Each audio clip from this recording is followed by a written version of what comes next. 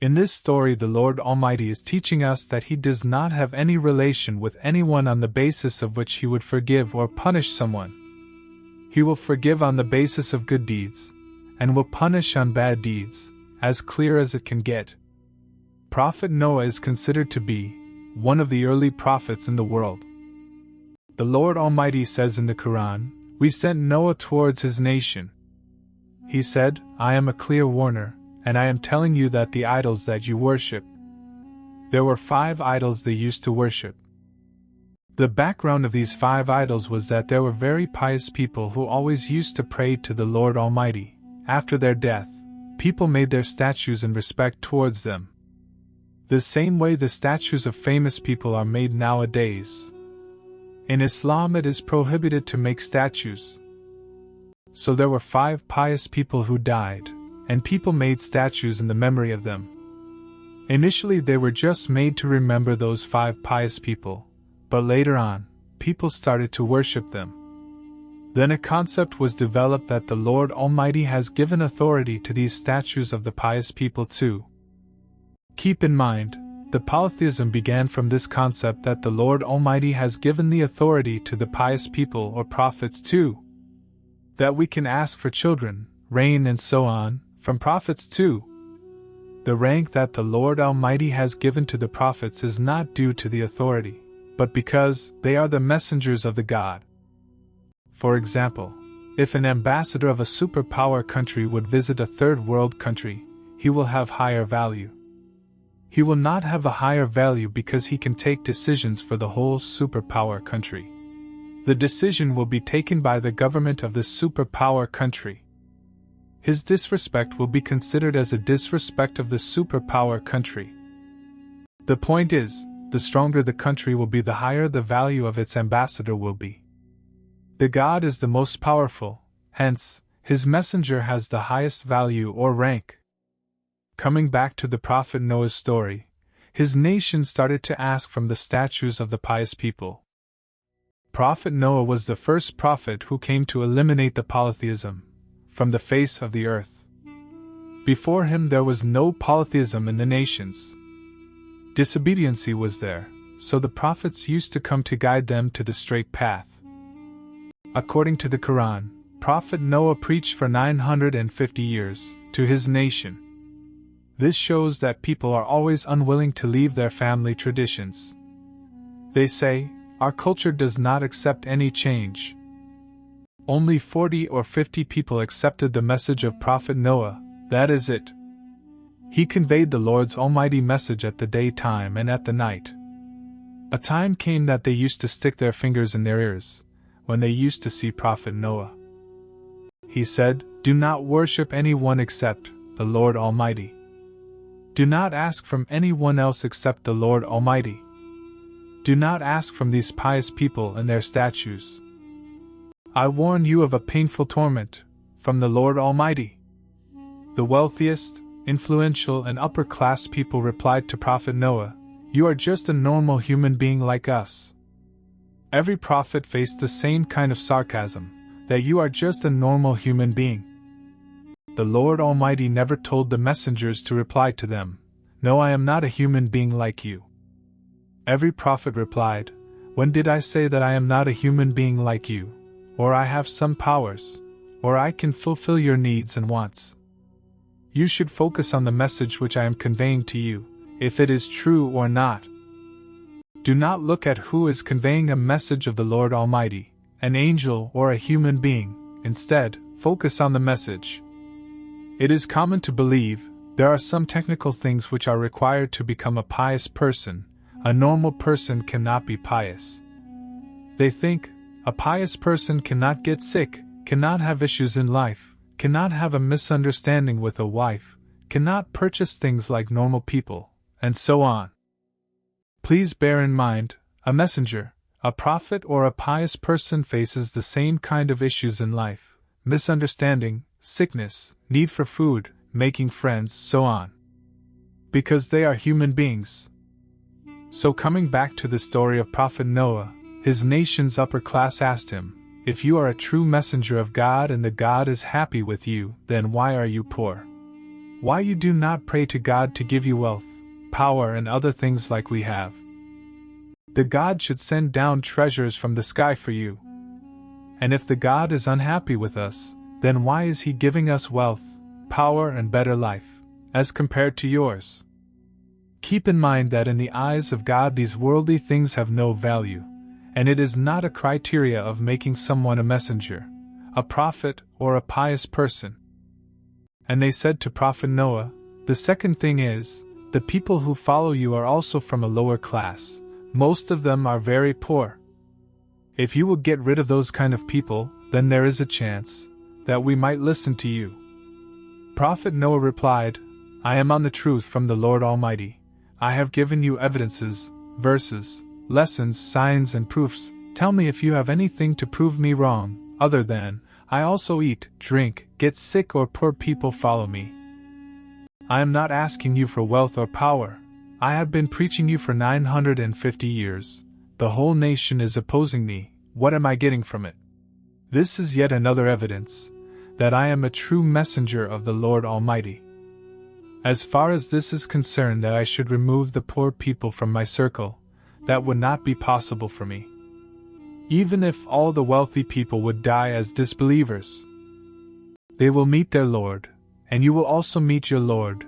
You will be recompensed for your deeds, and they will be recompensed for their deeds. In the eyes of the God there is no value of being wealthy or poor.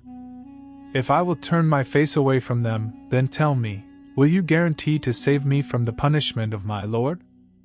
And you're saying that I am just a human being. Well, when did I claim that I am not?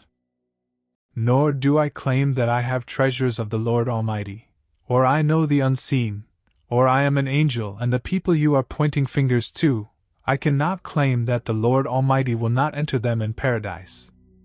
Or they are really disgraced people. It is your opinion, and I disagree with it. You can argue with me on the claim that I have made, not on the things that I have never claimed. After 950 years of preaching, the nation said, O Noah, the dispute between us is prolonged too much. We think it is time to end it. So bring us what you threaten us, if you should be of the truthful.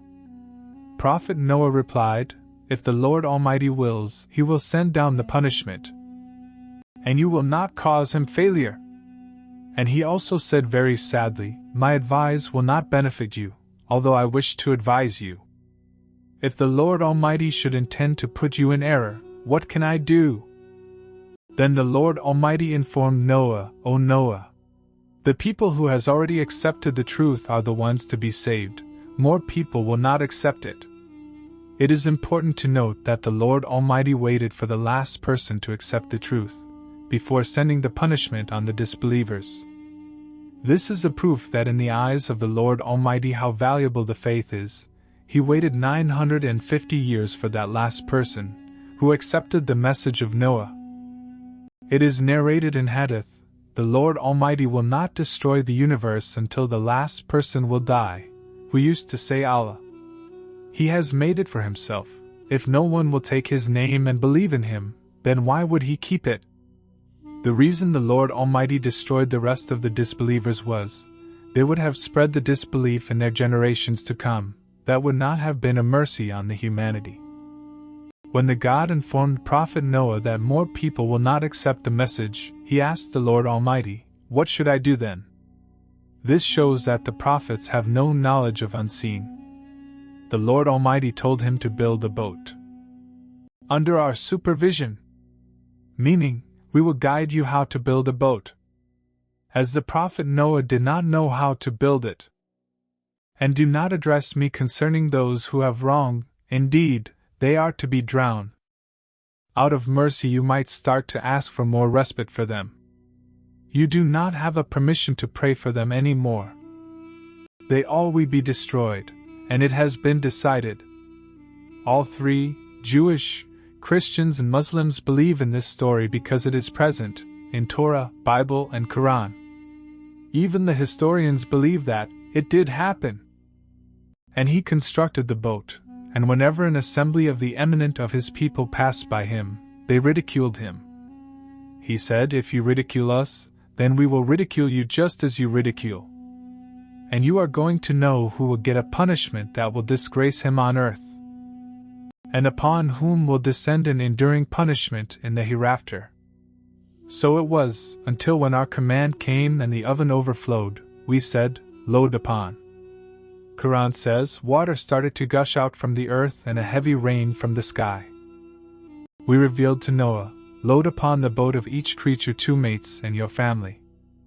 The reason God told him to load the animals because they might have died too along with the disbelievers, except those about whom the word has preceded, and include whoever has believed.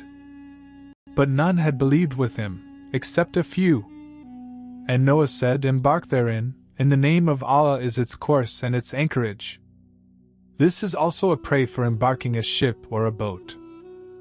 Indeed, my Lord is forgiving and merciful. And it sailed with them through waves like mountains, and Noah called to his son, who was apart from them, O my son, come aboard with us. O my son, come aboard with us and be not with the disbelievers. But he said, I will take refuge on a mountain to protect me from the water. Noah said, there is no protector today from the decree of Allah, except for whom he gives mercy. And the waves came between them, and he was among the drowned. In another place in the Quran it is said, the whole nation was drowned and was thrown into the fire. This is the torment of the grave. This also proves that in order to be in the torment of the grave, one does not need to be physically buried inside the grave. For example, if you are sleeping inside an air-conditioned room, it is possible to have a dream that you are burning in a fire. The torment in the grave can be related to an example of a dream. So when a person is drowned, he ends up in some other world. There is a fire and a garden of a paradise too. When everyone was drowned along with his son, the Lord Almighty said, O earth, swallow your water, and O sky, withhold your rain. The reason Lord did not say, absorb it, but said swallow it, is, there was so much water that if the earth would have started to absorb it then, it would have taken centuries to lower down the level of the water. So the Prophet Noah would be able to get off the boat, and would not get stuck in it for numerous years. And the Lord said to the sky to separate the water from itself, to describe us how much rain was falling. The rainwater was not attached with the clouds, it is just to teach us the amount of water that was falling from the sky. Then the Lord Almighty said, O sky, withhold your rain. And the water subsided, and the matter was accomplished, and the boat came to rest on the mountain of Judi. It was said, away with the wrongdoing people. The person who develops the patience to listen to the message of the Lord Almighty, the God gives strength to that person to follow it. Then the Quran says, Noah called to his Lord and said, My Lord, indeed my son is of my family, and indeed, your promise is true, and you are the most just of judges. He said, O Noah, indeed he is not of your family, indeed, he is one whose work was other than righteous. So ask me not for that about which you have no knowledge. Indeed, I advise you, lest you be among the ignorant. Noah said, My Lord, I seek refuge in you from asking that of which I have no knowledge. And unless you forgive me and have mercy upon me, I will be among the losers. Because the whole world was destroyed, as the population at that time was very less, as compared to today, it was said, O Noah, disembark in security from us and blessings upon you, and upon nations descending from those with you. But other nations of them we will grant enjoyment, then there will touch them from us a painful punishment. Meaning, these people will follow the message of the Prophet but gradually go astray. The Quran says, O Muhammad, that is from the news of the unseen which we revealed to you. You knew it not, either you nor your people, before this. So be patient. Indeed, the best outcome is for the righteous. What a lovely end of this story of Noah in the Quran. The Lord Almighty is teaching us not to worry if some hardship is being faced by you.